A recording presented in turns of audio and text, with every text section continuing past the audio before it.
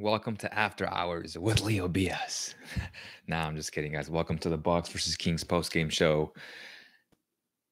Wait, it is after hours. It's midnight, and I'm here for about 10 minutes, just trying to discuss what happened tonight. Kings lose 141 to 140. The Bucks are a great team.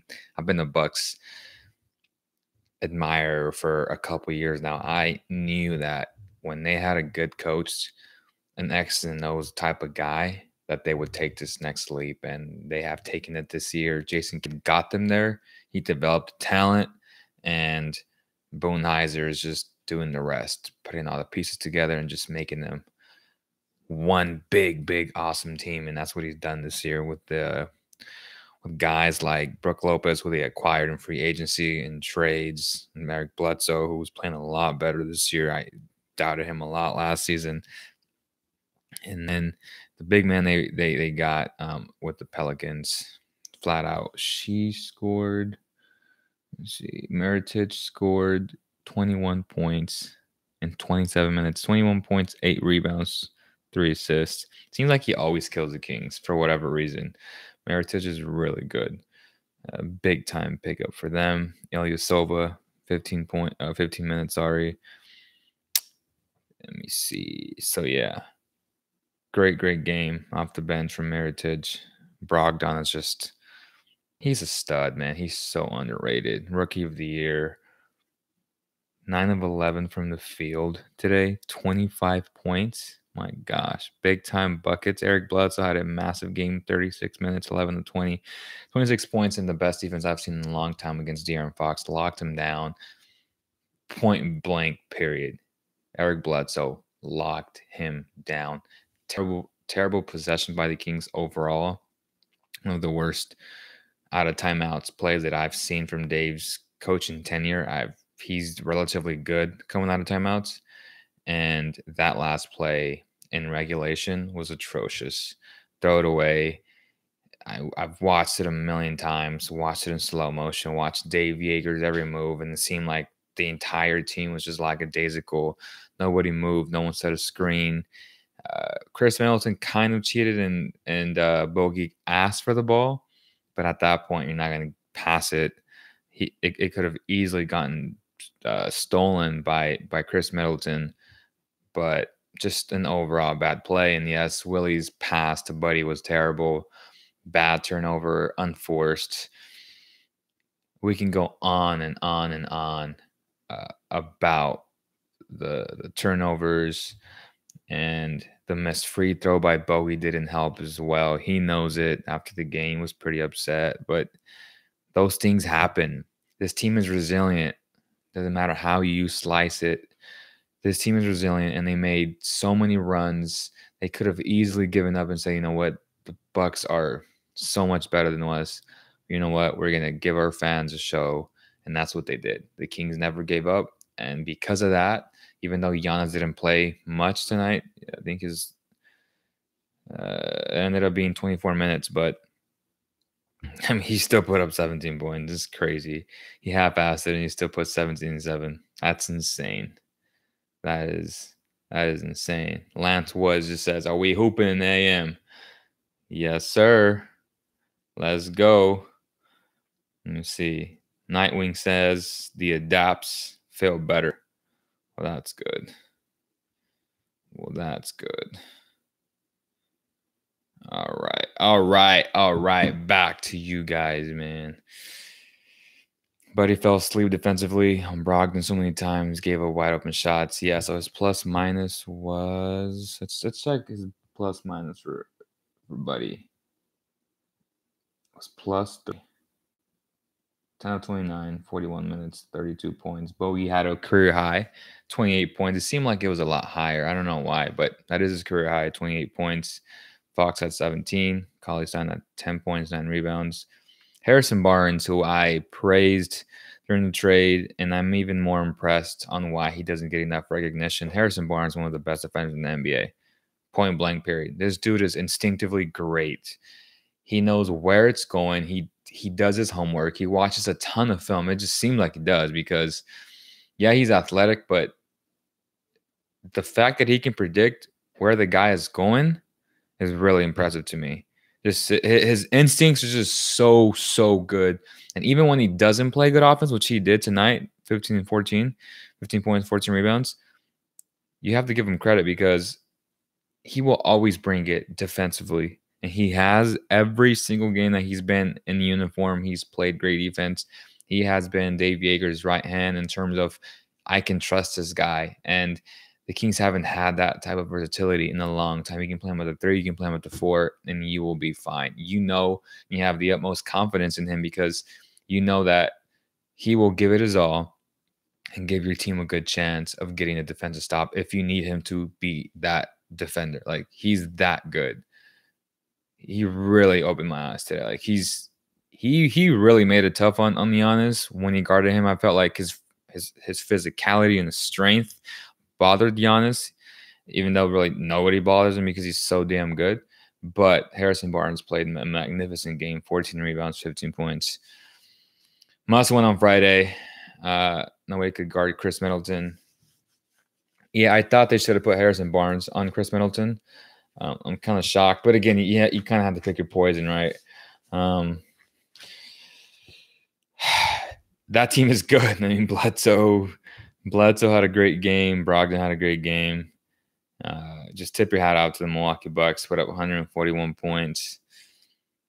Just crazy, man.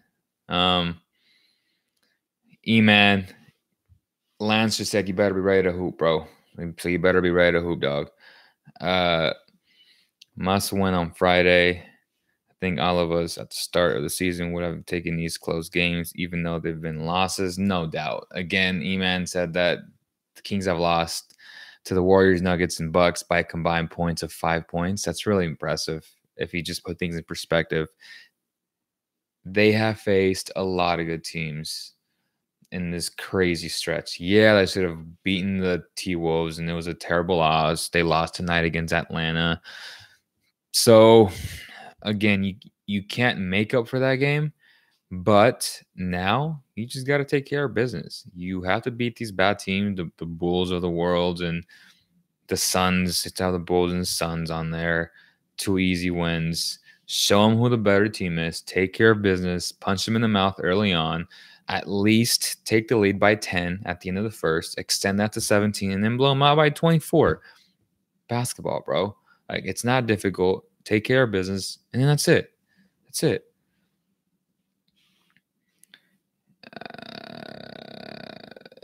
I'm sorry if this has been asked before, but do you know anything more about Bagley injury? Thanks for the answer.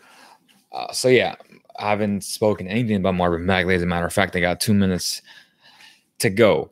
Marvin Bagley's injury, we've watched it a ton of times. The contact was on his right leg, but he fell kind of awkwardly on his left and kind of twisted his knee, which is why that happened.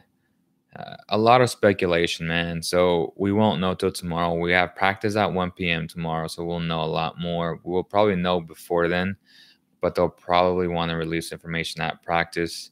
I feel like they already know.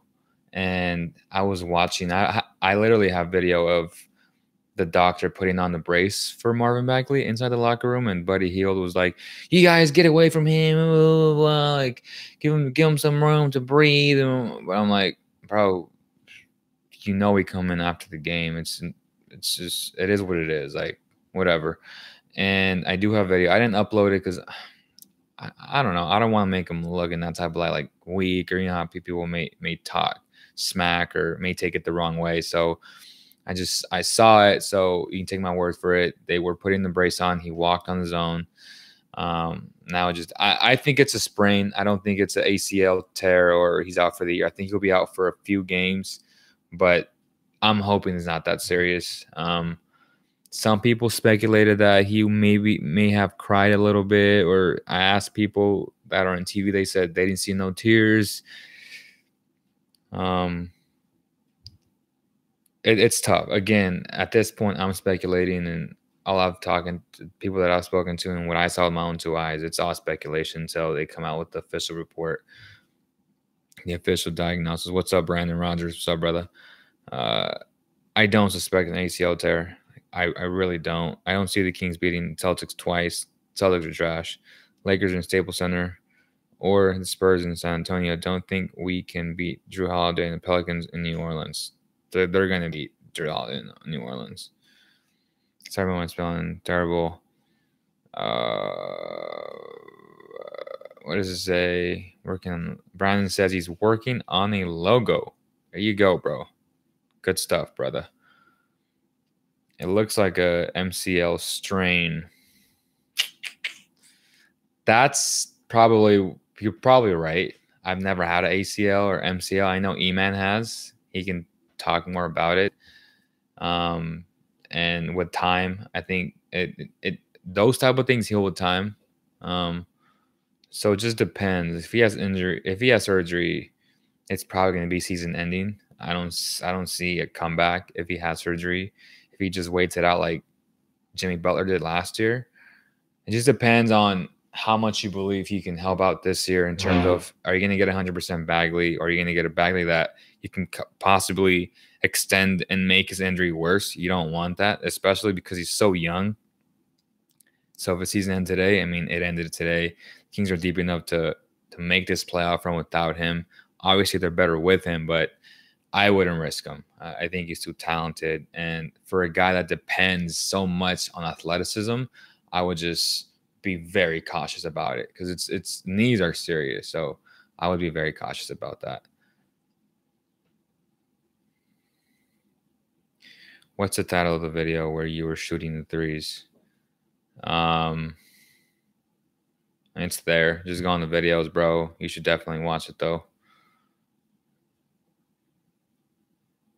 I forget. I had a grade 2 MCL strains, like 2 to 4 weeks. It all depends on the person. Agreed, 100%. Again, if it's 2 to 4 weeks and you're like, well, Bagley's 19, he's still, growing into his body, I wouldn't risk it. Again, this is me being pretty cautious about it. I'm sure I'm sure if it's 2 to 4 weeks, he can come back. But just from a long-term perspective, it's not worth it. It's just not. We can't beat the Celtics twice. They are bad, but they'll switch it on anytime. And don't forget about the Kings have 2 back-to-backs, and we are bad at those. The Kings are bad at back-to-backs. Yes. All right, guys. Appreciate you guys. Hopefully you guys hit that like button, subscribe.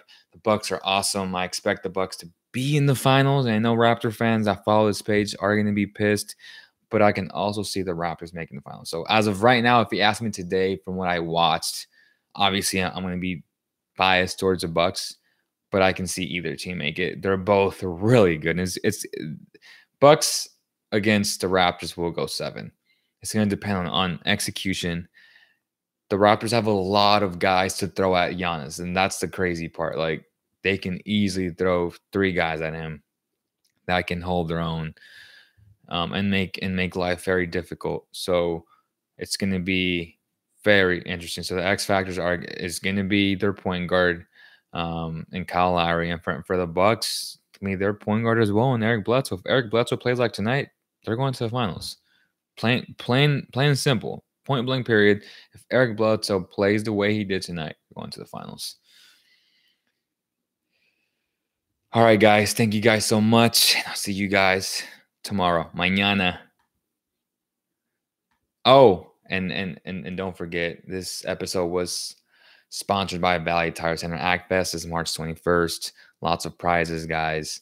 They're rewarding the farmers of the year. Lots of good stuff there. Shout out to Brett Bajoy if you're looking for tires, brakes, any type of service. Woodland is right around the corner, guys. And you guys won't be disappointed with their A1 customer service. Love those guys to death. Make sure to visit them and tell them that you heard about them on the Cowboy Kingdom platforms. Appreciate you guys' support. See you guys. SH, something, no, bro. See you guys on the next one, man.